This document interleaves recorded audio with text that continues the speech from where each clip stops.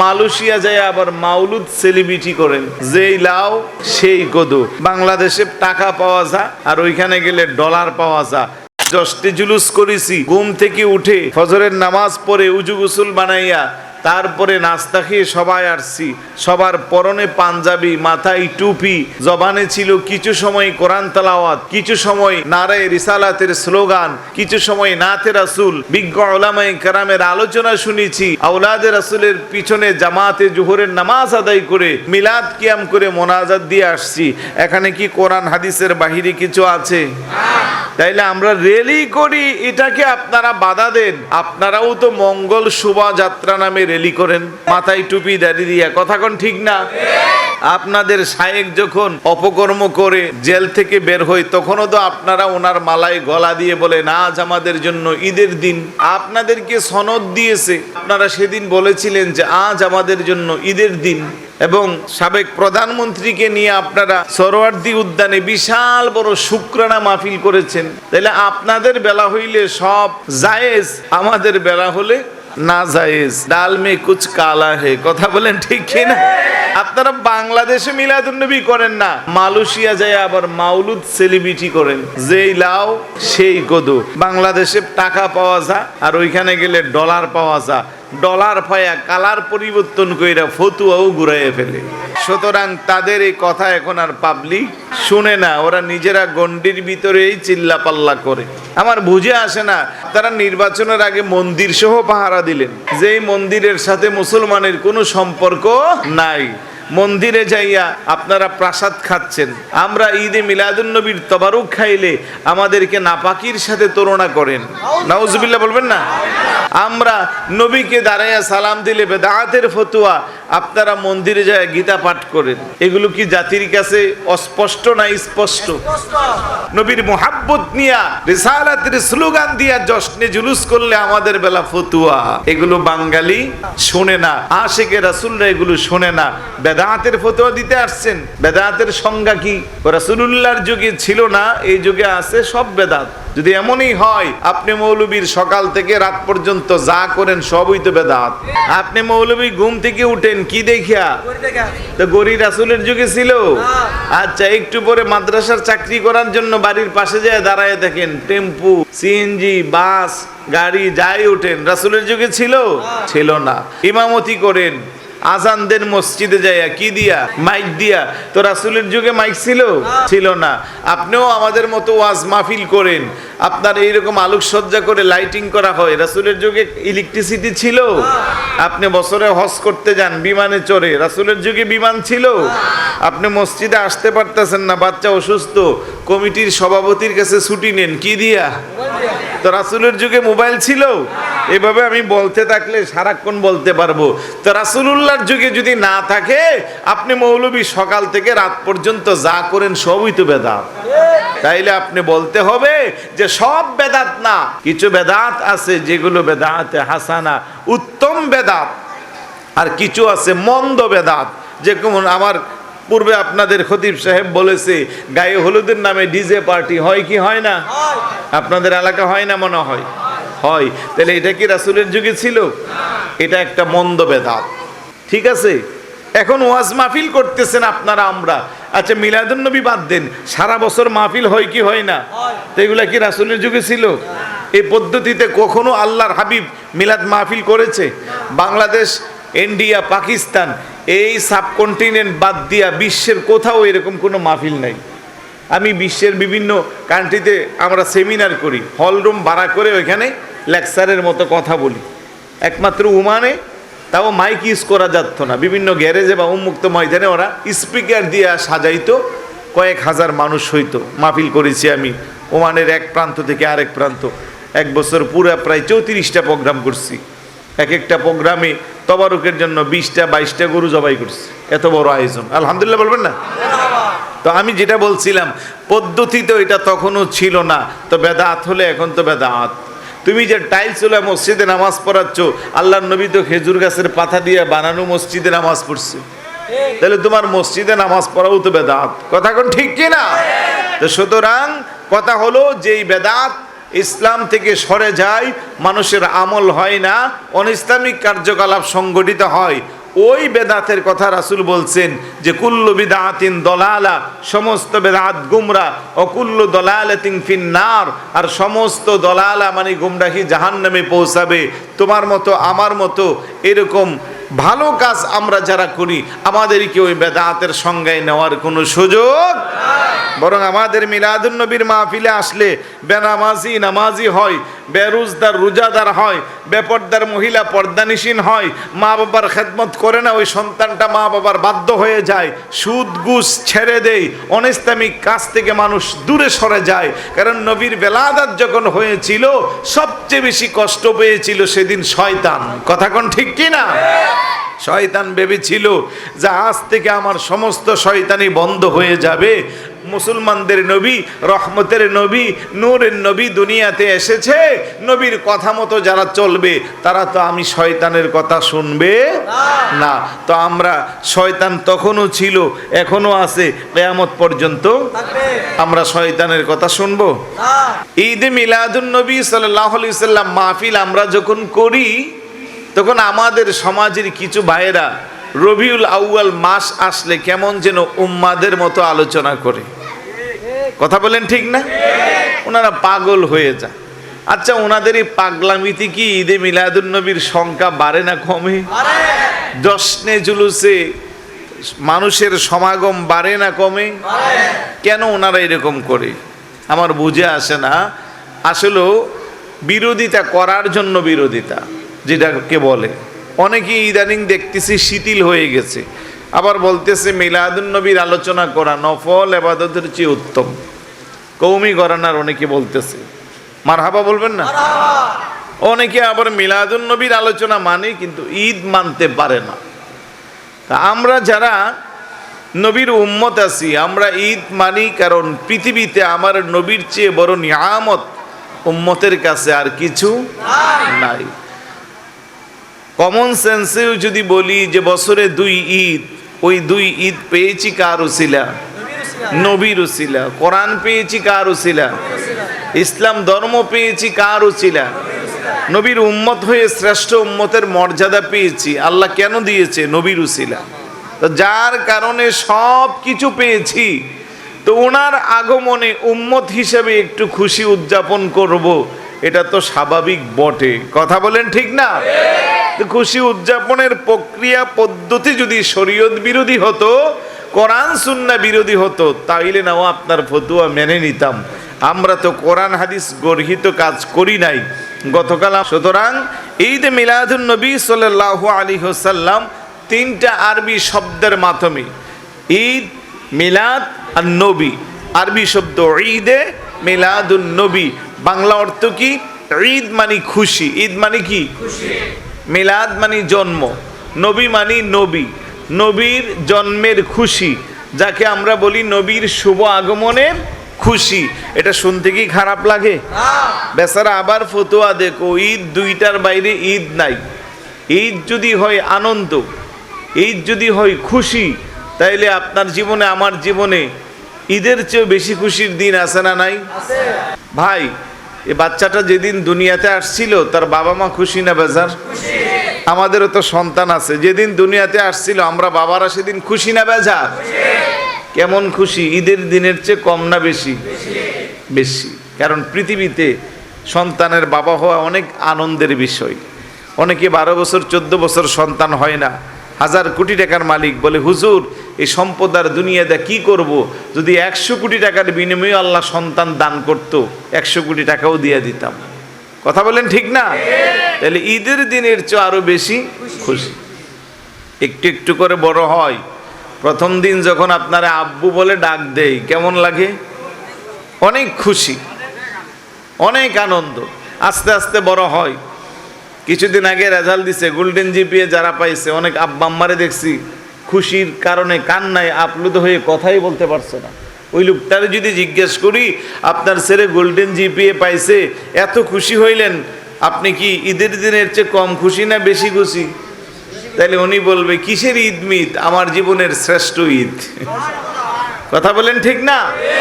বাচ্চা আস্তে আস্তে আলো রেজাল্ট করবে, ইন্টার পাস করবে, অনার্স করবে, মাস্টার্স করবে, চাকরি নিয়ে, প্রথম চাকরির বেতন নিয়ে আব্বা আম্মার জন্য, দাদা দাদি, নানা নানির জন্য বাড়িতে মিষ্টি নিয়ে আসবে। ওই মিষ্টি যারা খাবে খুশি না বেজার? আচ্ছা, কিছুদিন পরে বলবে ছেলে বড্ড বড় হয়েছে, একটা শাদি করানোর দরকার, এবার একটা ভালো পাত্রী খুঁজে শাদি মোবারক। খুশি না বেজার? তাইলে আপনি যে বলতেছেন বছরে শুধু 2 দিন ঈদ, তার বাহিরে ঈদ নাই, তাহলে আপনার জীবনে কি এইগুলা নাই? আমাদের ব্রাহ্মণবাড়িয়া শহরে বলতেও লজ্জা লাগে, কিন্তু আমি ব্রাহ্মণবাড়িয়ার সন্তান, অনেকে জানেন না, সারা বাংলাদেশে সবাই জানে যে চট্টগ্রাম আমার ব্রাহ্মণবাড়িয়া শহরে এমনি সাধারণ পাবলিক সবাই মিলাদুন নবীর পক্ষে, কিন্তু কিছু আমার কওমি ভাইয়েরা আছে যাদের প্রতিষ্ঠান বেশি হওয়ার কারণে ওনাদের কিছু রিজার্ভ ছাত্ররা আছে। আমি অবাক হয়ে গেলাম, এবছর দেখলাম মিলাদুন নবীর জুলুস যেন না করতে পারে এই জন্য ওনারা লাঠি সোটা নিয়ে সবাই বের হয়ে গেছে। চিন্তা করেন কতটা উগ্র। মিলাদুন নবীর জুলুস না যেন করতে পারে এই জন্য এত বেশি লাঠি সোটা নিয়ে ওরা বের হয়েছে। আমি বলতেছি যে ওদের লাঠি সোটা, ওদের বের হওয়া আরেকটা জুলুস হয়ে গেছে। সব আল্লাহর খেলা, কথা কোন ঠিক না? তো ওরা বুঝি না আমি, কারণ বাংলাদেশ তো স্বাধীন বাংলাদেশ, ঠিক না? আপনি যদি আপনার মতাদর্শের বিষয় বাস্তবায়ন করতে পারেন তো আমার বেলায় কেন এত বাধা? আপনি মিলাদুন নবী বেদাত বললে আমি তো বলবো টঙ্গীর ইজতেমাও বেদাত, কারণ এটা কি রাসূলুল্লাহর যুগে ছিল? ছিল না। তাহলে টঙ্গীর ইজতেমায় যখন আপনারা যান, আমরা কি লাঠি সোটা নিয়ে দাঁড়াই থাকি? আমরা ওইসি দাঁড়াই না। আমরা যারা আহলে সুন্নাত ওয়াল জামাতের আকীদা বিশ্বাস করি, সুফিবাদী ইসলামী যারা বিশ্বাস করি, মারামারি, কাটাকাটি, খুন খারাপি, রাহাজারি, এগুলো আমাদের আকাবেররা আমাদেরকে শিক্ষা দেন নাই। আমরা যথেষ্ট নম্র ভদ্র, কারণ আমরা জানি আমাদের পক্ষে আল্লাহ এবং আল্লাহর রাসূল আছে। কথা বলেন ঠিক কি না? তো আপনারা একটা শহরে বন্ধ রাখলেন, বাকি 63টা জেলায় তো মিলাদুন নবী হয়েছে। আপনাদের এখানেও হয়েছে, কারণ ডিসি মহোদয় বলেছে যে আমরা মিলাদুন নবী করব, যেহেতু আমাদের সরকারিভাবে রাষ্ট্রীয় অনুমতি আছে। মারহাবা বলবেন না? তো এইভাবে যারা উগ্র আছেন, আমি বলবো লাঠি সুটা নিয়ে তো সমস্যার সমাধান হবে না। আমাদের সাথে গুল টেবিলে বসে যান, আমাদের আকাবের আলেমরা আছে, আমরা মতো ছোট ছোট আমরা যারা আছি আমাদের সাথেও বসেন। কোরআন হাদিস থেকে আমরাও প্রমাণ করব যে মিলাদুন নবী একটা ভালো কাজ, আর আপনারাও চেষ্টা করবেন মিলাদুন নবীর অস্তিত্ব ছাড়া করতে। তখন জাতি সঠিক তথ্যটা পাবে। কথা বলেন ঠিক না? মারামারি করে, সন্ত্রাসী, জঙ্গিবাদী করে কি ইসলাম প্রতিষ্ঠা করা যাবে? যুগ যুগ ধরে যারা ইসলামের দাওয়াত দিয়েছে তারা কি সন্ত্রাসী আর লাঠি নিয়ে করেছে?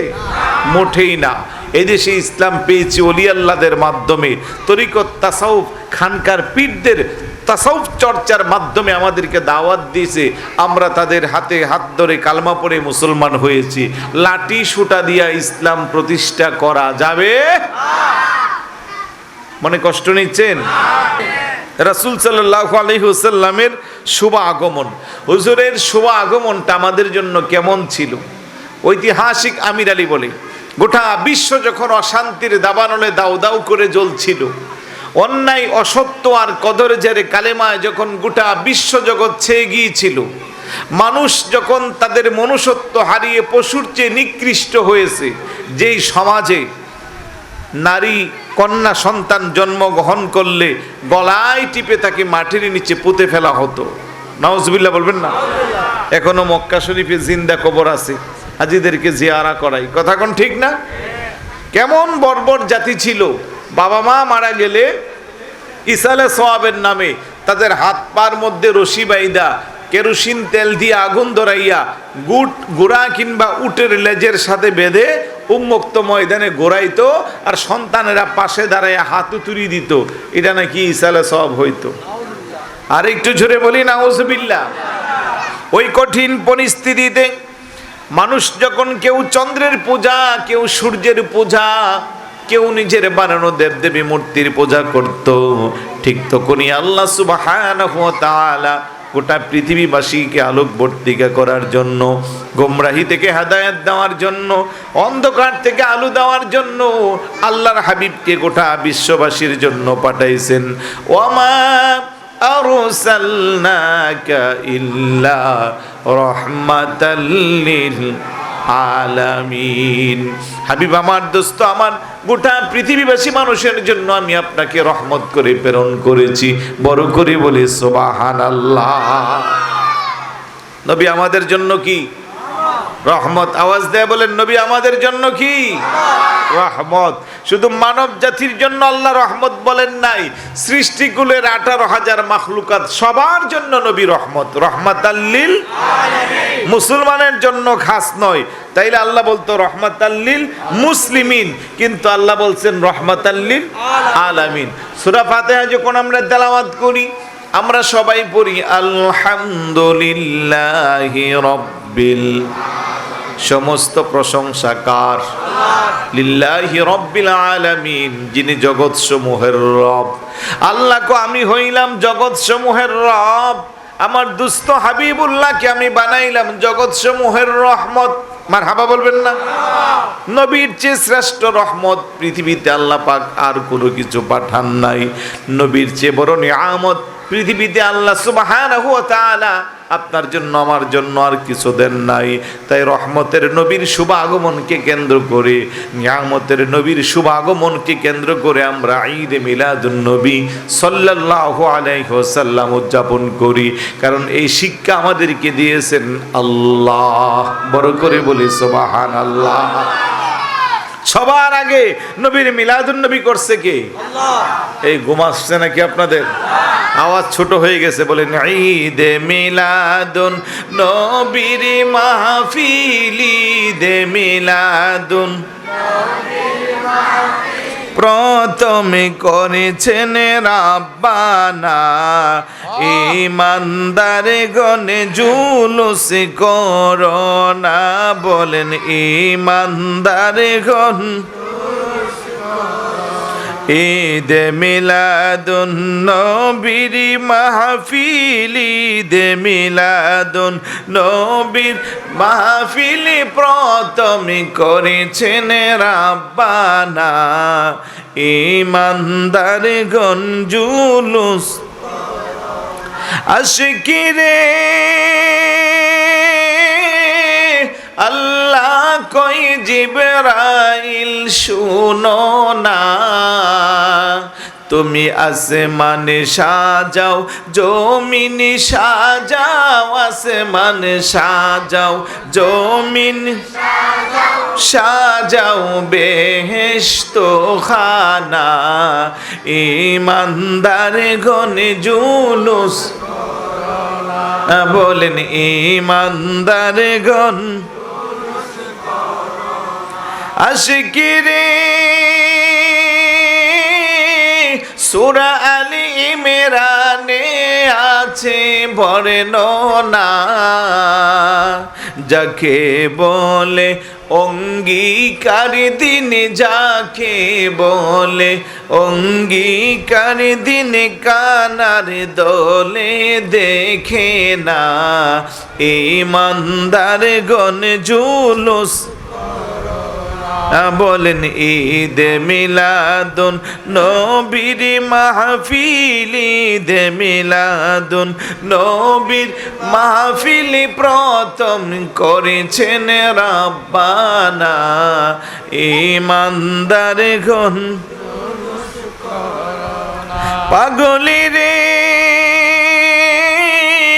শুনো নবীর আগমনের ঘটনা, পশু পাখি কুল কায়নাতি, পশু পাখি কুল কায়নাতি খুশি তে হই দেওয়ানা, ঈমানদার গণ জুলুস।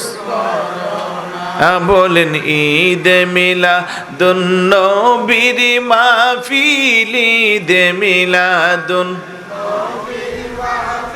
প্রথম করেছেন রাব্বানা, ঈমানদার গণ। আশিকিরে নবীর আশিকে হৌরে দেওয়ানা, সাহাবীরা জুলুসে করেছেন, সাহাবীরা জুলুসে করেছেন, সাহাবীরা যেদিন গেছেন নবী মদিনা, ইমানদার গণ জুলুস।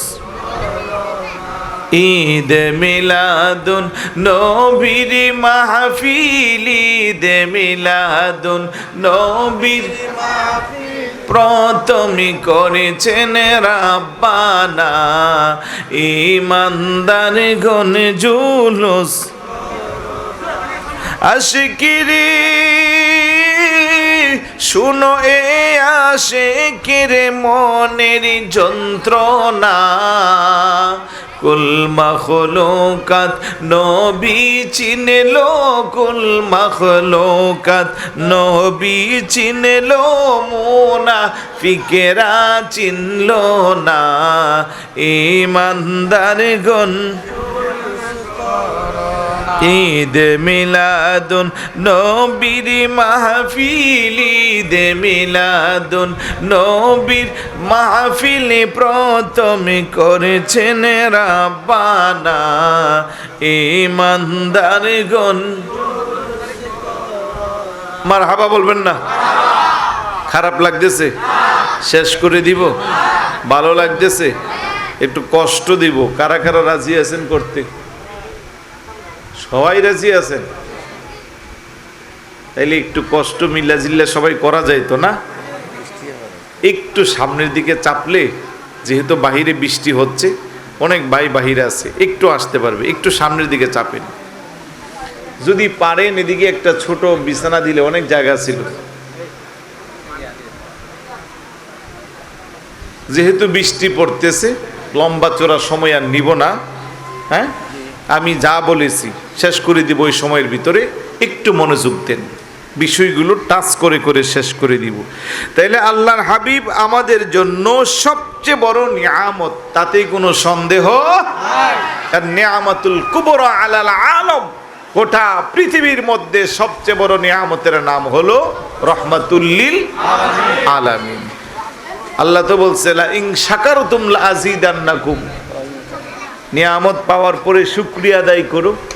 তো শুকরিয়া আদায়ের মাধ্যম হিসেবেই আমরা মিলাদুন নবী করি। মারহাবা বলবেন না? এই এই এই এই ব্যাপারেও নাত আছে, যাক সেদিকে গেলাম না। এবার আসুন আর একটু সামনের দিকে যাই। রাসূল সাল্লাল্লাহু আলাইহি সাল্লামের আগমন মানব জাতির জন্য রহমত, মোটামুটি কথা হয়েছে। তার চরিত্র আদর্শ, এবার আসুন সুন্দর কথা। আমরা যারা আল্লাহর হাবিবের উম্মত আছি, আল্লাহ বলে মাইয়ুতির রাসূলা ফাকাদ আতা আল্লাহ, তোমাদের মধ্যে যে কেউ আমার রাসূলের অনুসরণ করবে, ইতাআত করবে, প্রকৃতপক্ষে সে যেন আমি আল্লাহকে অনুসরণ করল। মানব নবীকে মানা হবে, অনুসরণ করব নবীর করা হবে ঘোষণাকার। এমন দয়ার নবী, মায়ের নবীর উম্মত আল্লাহ আপনারে আমারে বানাইছে। মারহাবা বলবেন না? আল্লাহ বলে কেমন চরিত্র দিয়ে আমি আমার নবীরে বানাইলাম। উম্মত তোমাদের জন্য আমি কি দাবি রেখে দিলাম। আল্লাহ বলে লাকাদ কানা লাকুম ফি রাসূলিল্লাহি উসওয়াতুন হাসানা, অবশ্যই অবশ্যই আমার রাসূলের জীবন চরিত্রে তোমাদের জন্য রেখে দিয়েছি উত্তম আদর্শ। মারহাবা বলবেন না? রাষ্ট্রপতি থেকে শুরু করে সমাজের সবচেয়ে কম দামি চাকরি যারা করে, যাদেরকে আমরা বলি গ্রাম্য পুলিশ চৌকিদার, ওই চৌকিদার পর্যন্ত সবার বাস্তব জীবনে জীবন আদর্শ সাজানোর নমুনা শিক্ষা রয়েছে আমার নবীজির জীবনে। সুবহানাল্লাহ। বড় দুঃখ লাগে, বড় আফসোস লাগে, এমন নবীর উম্মত হইয়া আজকে আমাদের আদর্শ নাই, চরিত্র ঠিক নাই, মারামারি, কাটাকাটি, খুন খারাপি, রাহাজানি, সন্ত্রাসী, চাঁদাবাজি, মদ, জুয়া, ইয়াবা, বাবা, বেবিচার, জেনা এর মধ্যে যেন সয়লাভ করেছে। অথচ ৯২% মুসলমানের কান্ট্রি, যেখানে রাসূলুল্লাহর আদর্শ থাকলে সোনার বাংলা সত্যি সত্যি সোনার দেশ হয়ে যেত। সুবহানাল্লাহ। রাসূলুল্লাহর জীবন আদর্শের শিক্ষা বাস্তব জীবনে নাই। এই জন্য এখান থেকে বের হয়ে মোহসেন আউলিয়া পর্যন্ত যাইবেন, তার গ্যারান্টিও 100 টাকার জন্য, 500 টাকার জন্য এক ভাই আরেক ভাইয়ের পেটে ছুরি মারে, 500 টাকার জন্য মানুষ মানুষকে মেরে ফেলে। মানুষ আজকে এমন অবস্থা, এই মানুষের মূল্য এখন কচু পাতার পানির মতো হয়ে গেল। অথচ একটা সময় আল্লাহর প্রিয় বান্দা যারা একটা পিপিলিকা মারলেও তার আফসোস করতো, আহারে আল্লাহর সৃষ্টিকৃত একটা প্রাণীকে আমি মেরে ফেললাম, না জানে আমার কত গুনাহ হবে। অথচ আল্লাহ সুবহানাহু ওয়া তাআলা কোরআনুল কারীমে হুঁশিয়ারি করেছেন, মান কাতালা নাফসান বিগাইরি নাফসিন আও ফাসাদিন ফিল আরদি আও ফাসাদিন ফিল আরদ ফাকান্নামা কাতালান নাসা জামিআ। কোন মানুষ যদি বিনা অপরাধে অপর কোন মানুষকে মারে, আমার আল্লাহ সে যেন গোটা জাতির মানুষকে মেরে ফেললো। বড় করে বলি নাউজুবিল্লাহ। আজকের এই সমাজে আল্লাহর হাবিবের আদর্শ নাই বিদায় আমরা এভাবে অধপতনে চলে যাচ্ছি। সন্তানের হাতে মা বাপ নিরাপদ না, মা বাবার হাতে সন্তান নিরাপদ না, স্বামীর হাতে স্ত্রী নিরাপত্তা নাই, স্ত্রীর হাতে স্বামীর নিরাপত্তা নাই, ভাই ভাইয়ের হাতে নিরাপদ নয়, বন্ধু বন্ধুর কাছে নিরাপদ নয়। এভাবে চলতে থাকলে একটা সময় আল্লাহর দেওয়া সেই বাণীর মতো আমরা পশুর চেয়ে নিকৃষ্ট হব। বড় করে বলি নাউজুবিল্লাহ। এই কথা বলতেছে কে? এই কান ধরে এক পায়ে দাঁড়া করাবো, ভালোভাবে বললে, না শুনলে সব পদ্ধতি জানা আছে। আর একটা বাচ্চা কথা বলবো, আমি দাঁড়া করাই দিব সবার সামনে। কান ধরবা, এক পায়ে দাঁড়ায় থাকবা, লজ্জাও পাইবা, শাস্তিও পাইবা। আর একটা কথা বললে হয়, মনোযোগ আছে?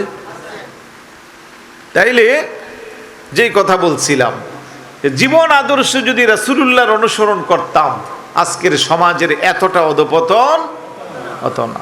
আল্লাহ বলে, ওয়া ইন্নাকা লাআলা খুলুকিন আযীম, মহান চরিত্রের সার্টিফিকেট আমি আমার হাবিবুল্লাহর জিন্দেগিতে রেখে দিয়েছি।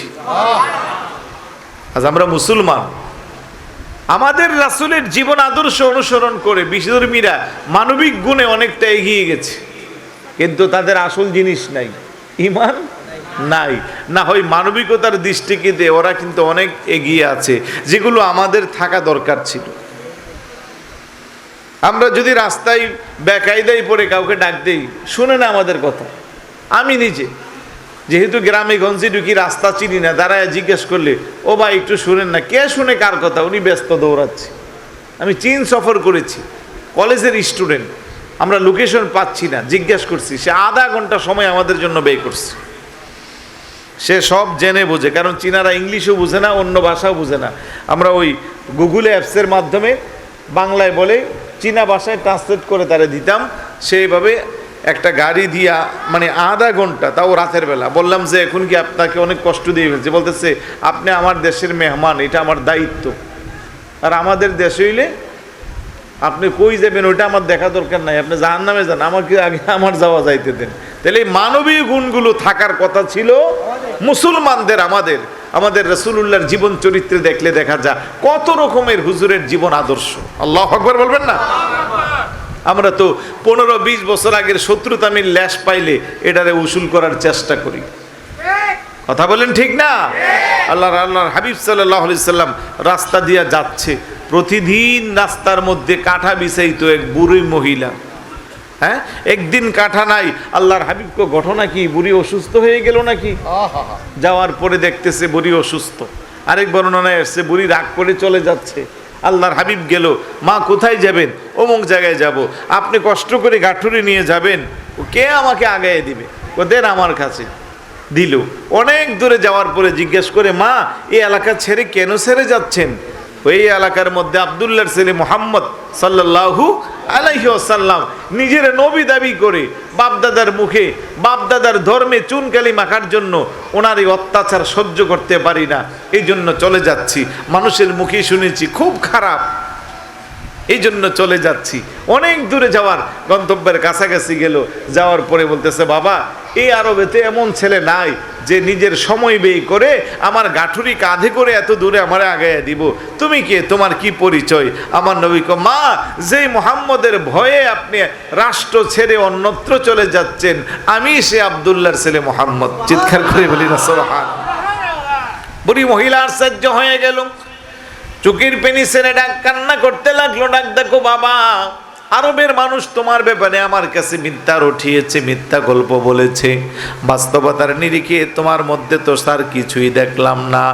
তোমার যদি এই চরিত্র হয়, আমি আরব ত্যাগ করবো না, তোমার সঙ্গ ছাড়বো না। আর দেরি করিও না, আমাকে পরিয়ে দাও লা ইলাহা মুহাম্মাদুর রাসূলুল্লাহ সাল্লাল্লাহু তাআলা আলাইহি ওয়াসাল্লাম। ওই নবীর উম্মত আপনি, ওই নবীর উম্মত আমি। যেই নবীর আদর্শ দেখে মানুষ হুজুরের প্রতি দাবিত হয়ে কালমা পড়ে মুসলমান হইতো, আর আমি তো এখন প্রতিশোধ পরায়ণ হয়ে আছি। কি করে তার প্রতিশোধ নেওয়া যায়, কখন আমার ক্ষমতা আসবে, কখন তার ক্ষমতা যাবে, কখন আমি সবল হব, কখন আমি 1000 কোটি টাকার মালিক হব। না না না, দুনিয়াটা ক্ষণস্থায়ী, চিরস্থায়ী না। আজ আছি তো আগামীকাল এই সময়ে থাকবো, তার কোনো গ্যারান্টি? সরে বলুন, কোনো গ্যারান্টি? আমার মরণের কতদিন বাকি আমি জানিলাম না গো আল্লাহ, মরণের কতদিন বাকি আমার, মরণের বাকি আমি জানিলাম না গো আল্লাহ, মরণের কতদিন বাকি। বহু বক্তা মাহফিল শেষ করে বাসার উদ্দেশ্যে রওনা দে, স্ত্রী সন্তানের কাছে পৌঁছার আগে জীবন চলে যা। বহু শ্রোতা মাহফিল শেষ করে তবারকের পোটলা নেয়া বাড়ির উদ্দেশ্যে রওনা দে। বাড়ির উঠান দরজার সামনে যাওয়ার পরে আমার আল্লাহর ডাকে সাড়া দিয়ে চলে যা। হাজার হাজার প্রমাণ আছে না নাই? আরেকটু জোরে বলুন। ও মুসলমান, 1 সেকেন্ডের যেই দুনিয়ায় কোনো গ্যারান্টি নাই। কিসের এত বাহাদুরি, কিসের এত অহংকার? আজ ভাই ভাইয়ের শত্রু হয়ে যা। যে মার ঘরে 7টা 5টা ভাই দুনিয়াতে আসে, মার পেটে জায়গা হয়। বাবার বিশাল বড় রেখে যাওয়া বিটার মধ্যে ভাগাভাগি নিয়ে ঝগড়া হয় কি হয় না? 1 ইঞ্চি জায়গাও ভাই বাইরে ছাড় দে না, অথচ চিন্তা করে না নিঃশ্বাসটা বন্ধ হয়ে গেলে 3.5 হাত কবরই হবে আসল ঠিকানা। রাজা বলেন, প্রজা বলেন, ধনী বলেন, গরিব বলেন, শিক্ষিত বলেন আর অশিক্ষিত বলেন, বংশীয় বলেন, নির্বংশীয় বলেন, কেউ পৃথিবীতে থাকতে পারবে না। সবার যাওয়ার সামান হলো, পুরুষ হইলে 3টা, মহিলা হইলে 5টা কাপড়, তাও কোনো দামি কাপড় না, বাজারের সবচেয়ে কম দামি কাপড়। কথা কোন ঠিক কিনা? কিসের জন্য এত অহংকারী? এই জন্য আমি বলবো, আল্লাহর হাবিবের জীবন আদর্শের শিক্ষা নেন। জীবন আদর্শের শিক্ষা যারা নেই, তারা দুনিয়াতে কম দামি হলেও আমার আল্লাহর কাছে বড় দামি হয়ে যা। কারণ আমার আল্লাহ করে আনোয়ারার মানুষ। তোদের মধ্যে কে এমপি, কে মন্ত্রী, কার কত 1000 কোটি টাকার মালিক, আমি সেগুলোর দিকে তাকাই না। আর জনবল বেশি আমি তাও দেখি না। রাস্তা দিয়ে হাঁটলে কার পিছনে হাজার হাজার মানুষ ঘুরে, আমি আল্লাহ তাও দেখি না। কার বংশ ভালো তাও দেখি না। সবচেয়ে বড় শিক্ষিত আমি তাও দেখি না। আল্লাহ আপনি কি দেখেন? আপনার আদালতে ভালো মন্দের বিবেচনার মানদণ্ডটা আমরা জানতে চাই। আল্লাহ বলে, ইন্না আকরামাকুম ইনদাল্লাহি আতকাকুম, যার তাকওয়া যত বেশি আমি আল্লাহর কাছে তার মর্যাদা তত বেশি। সুবহানাল্লাহ। ইয়াউমা লা ইয়ানফাউ মালু ওয়ালা বানুন ইল্লা মান আতাল্লাহ বিকলবিন সালিম। আমি তোর ধন সম্পদের দিকে তাকাই না, তোর স্ত্রী সন্তানের দিকে আমি তাকাই না। আমি আল্লাহ চাই কলবে সালিম, একটা বিশুদ্ধ আত্মা নিয়ে যদি আমি আল্লাহর কাছে আসতে পারিস রে বান্দা, তোর মর্যাদা আমার কাছে অনেক বেশি। এই জন্য আনোয়ারার গুণ দিবে এমন কিছু আল্লাহর বান্দা আছে, দিনে আনে দিনে খায়, সমাজের দৃষ্টিভঙ্গিতে তার ভ্যালু আমাদের কাছে তত বেশি নাই, কিন্তু এই বান্দা তাহাজ্জুদের মুসল্লায় সিজদায় পড়ে চোখের পানিগুলো ছেড়ে, অবনীত চিত্তে চোখের পানিগুলো ছেড়ে হাত দুইটা যখন আমার আল্লাহর কাছে ওঠাই, আমার আল্লাহ ওই বান্দারে নিয়ে ফেরেশতাদের কাছে গর্ববোধ করে। সুবহানাল্লাহ।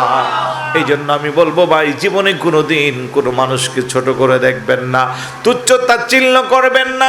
সমাজের খেটে খাওয়া মানুষ ছেঁড়া কাপড় পরা, একবার আনলে আরেকবার খাইতে পারে না, তুই তাই করে ব্যবহার করবেন না, গোলামের মতো আচরণ করবেন না।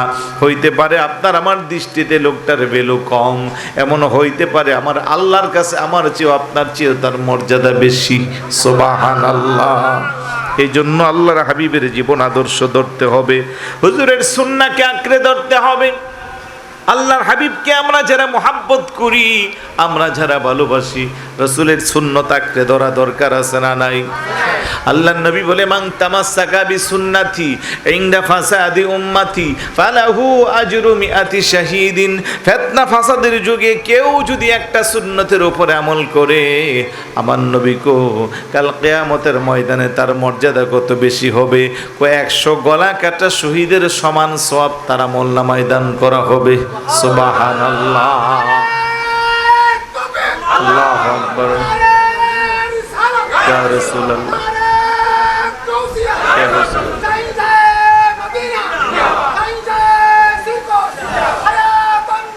জিন্দাবাদ, জিন্দাবাদ।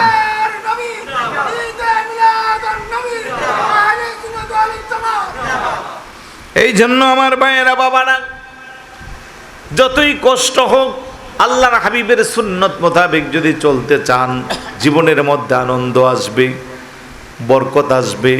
সুন্নতি তরিকায় যারা চলে, সুখ শান্তি ও সমৃদ্ধি তাদের জীবনে বেশি আছে। বড় করে বলে সুবহানাল্লাহ। একটা সুন্নতের সবক দিয়ে যাব। এই যে মাথায় পড়লাম তার নাম কি? সবাই বলেন। এই যে পরনে পড়লাম তার নাম কি?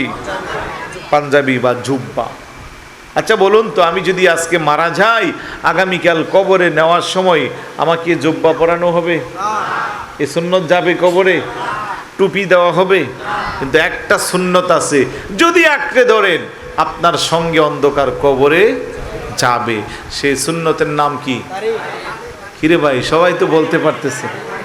সেই সুন্নতের নাম কি? দাড়ি। আচ্ছা বলুন তো, আপনাকে আমাকে সৃষ্টি করছে কে? আল্লাহ কো লাকাদ খলাকনাল ইনসানা ফি আহসানি তাকওয়িম। আমি মানব জাতিকে উত্তম অবয়ব দিয়া আমি পছন্দ করে সুন্দর করে সৃষ্টি করছি। সুবহানাল্লাহ বলবেন না? কোনো মানুষকে আপনি কখনো তুচ্ছ করবেন না। আয় বেটা, আমরা তো অনেকভাবে মানুষকে সম্বোধন করি না? নাম বিকৃত করে ডাকি। গায়ের রং একটু কালো হইলে বলে ওই কালাইয়া, নাউজুবিল্লাহ বলবেন না? নাকটা বুচো হইলে এই চাকমাইয়া, নাউজুবিল্লাহ। এইভাবে বিভিন্ন শব্দে বলি। চোখ একটু ছোট হলে বাঁকা হলে এই কানাইয়া, এগুলো বলা হয় না? খবরদার, কোনোভাবেই বলা যাবে না। আপনি চাইলে, আমি চাইলে, গোটা পৃথিবীর সবাই মিলে চাইলে একজন মানুষ বানাতে পারবো? হ্যাঁ? তাহলে ওনাকে সৃষ্টি করেছেন কে? তো ওনার রব ওনারে যেইভাবে পছন্দ করে মোহাব্বত করে সৃষ্টি করেছে, ওই জায়গা তো আপনার আমার নাক গলানোর কোনো সুযোগ নাই। আমি এখানে ওনাকে তুচ্ছ করা মানে আমার রবের সাথে বেয়াদবি করা, রবের সাথে তুচ্ছ করা। কারণ আল্লাহ বলতেছে আমি তারে পছন্দ করে বানাইছি। তাইলে আল্লাহ পছন্দ করে পুরুষ জাতির সৃষ্টি করেছে দাড়ি দিয়া। নারীরা চাইলেও কি দাড়ি রাখতে পারবে? কোনো মহিলা যদি বলে হুজুর আমি 1 কোটি টাকা দেব, আমার দাড়ির ব্যবস্থা করেন, আমি সুন্নত আদায় করবো, এটা কি হবে? হবে না। কারণ নারীকে আল্লাহ বানাইছে ওই আকৃতি দিয়া, পুরুষকে আল্লাহ বানাইছে তার সৌন্দর্য বৃদ্ধির জন্য কি দিয়া? দাড়ি দিয়া। কিন্তু আমরা কি করি? ইহুদি খ্রিস্টানদের সেই কালচারকে অনুসরণ করি, দাড়ি চেষে ফেলি। না ভাই, এই যে মুসলিম হিসেবে অন্তত এই যুগে এসে যদি রাসূলুল্লাহর একটা সুন্নতকে আঁকড়ে ধরে সুন্নত কায়েমার্থে দাড়ি রাখেন, এটাও আপনার জান্নাতের কারণ হতে পারে। আলহামদুলিল্লাহ বলবেন না? তাইলে যেহেতু আমার আলোচনায় ছিল সুন্নতের অনুসরণ, তাহলে একটা সবক দিলাম। 5 জন ভাই হাত উঠান তো, যারা রাসূলের সুন্নত আদায়ার্থে দাড়ি রাখবেন। আপনাদের তো আছে, যাদের নাই রাখবেন। এই ভাই আপনার নাম কি? মোহাম্মদ ইকবাল ভাই, আপনারা সবাই চিনেন। আপনার নাম কি? দুইজন ভাই, আমি দুইজনকে টার্গেট করছি, আল্লাহর কসম। আরেকজন আমার টার্গেটে আছে। আমি তিনজনকে ভালো করে টার্গেট করছি, দুইজনের হাত উঠে গেছে। মারহাবা বলবেন না?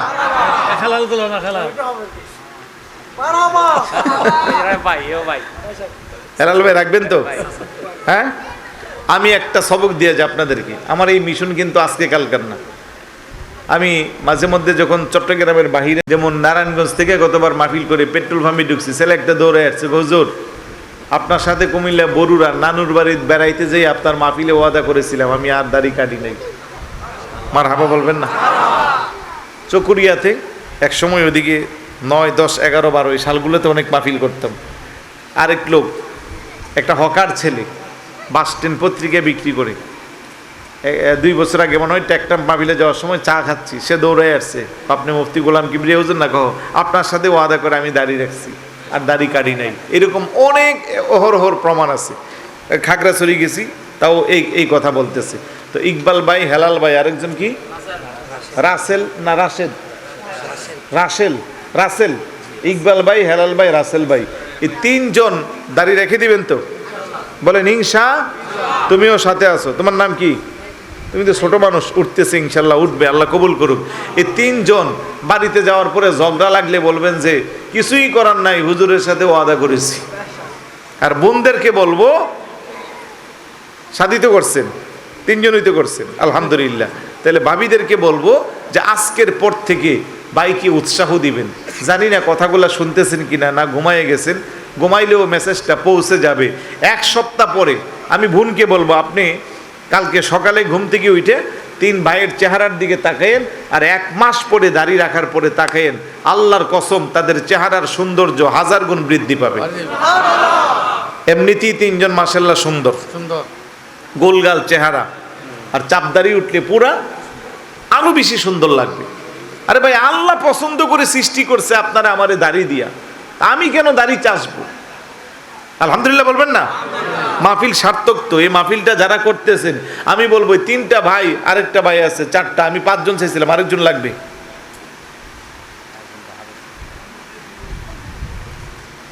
আরেকজন, হ্যাঁ রে, পোলাপাইন চিন্তা করতেছে, বিয়ে শাদী করছি না।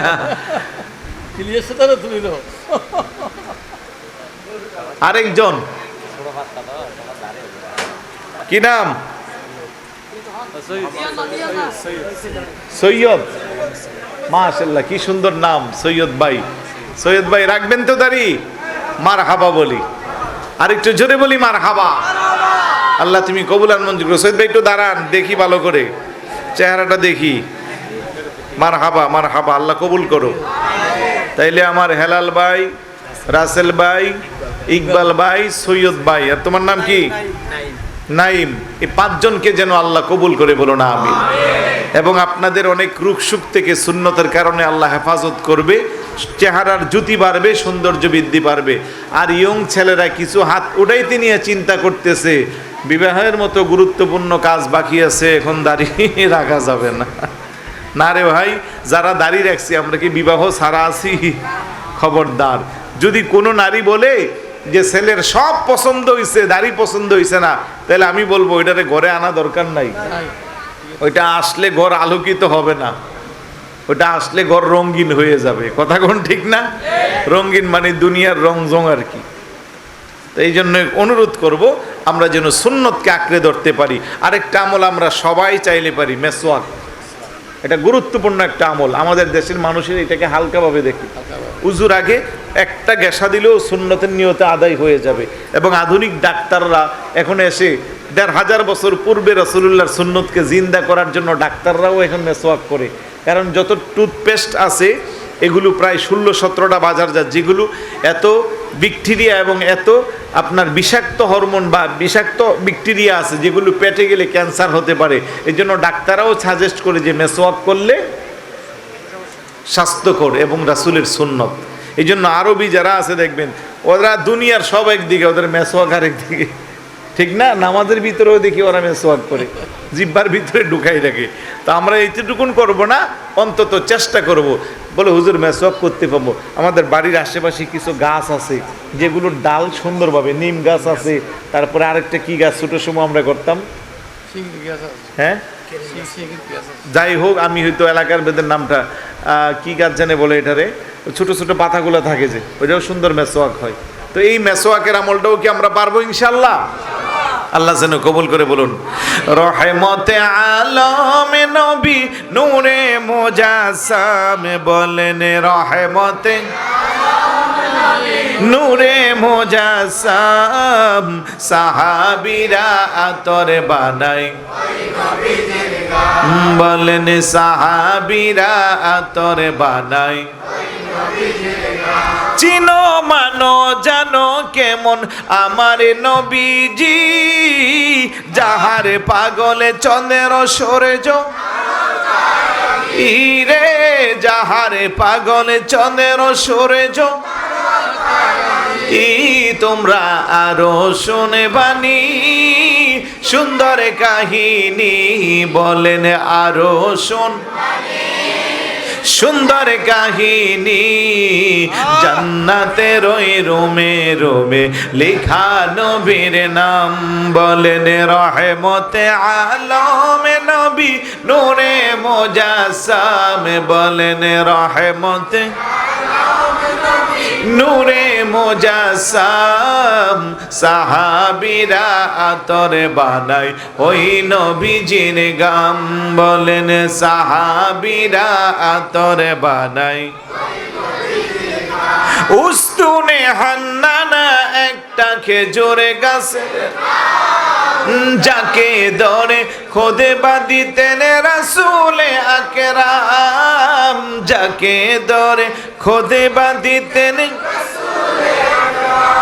গাছটা নবীর বিরহে কাঁদিতে রহে, বলেন নবীর বিরহে কাঁদিতে রহে। অতবাক হইলেন যত সাহাবা একরাম, বলেন রহমতে